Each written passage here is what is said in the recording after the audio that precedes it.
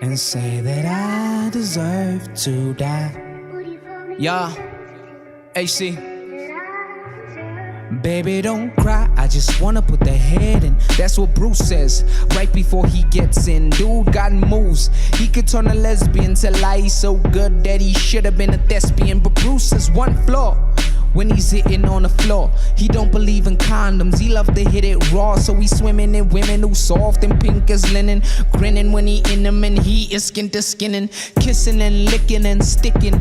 All of these unknowing victims, moralistic vision is missing when he hitting like a piston in the kitchen.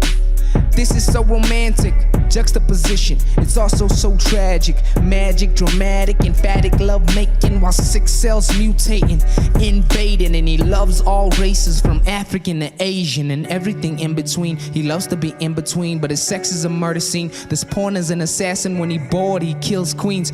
Oh well, cause hell, X call his cell. Her blood worked dumb, she did not test well.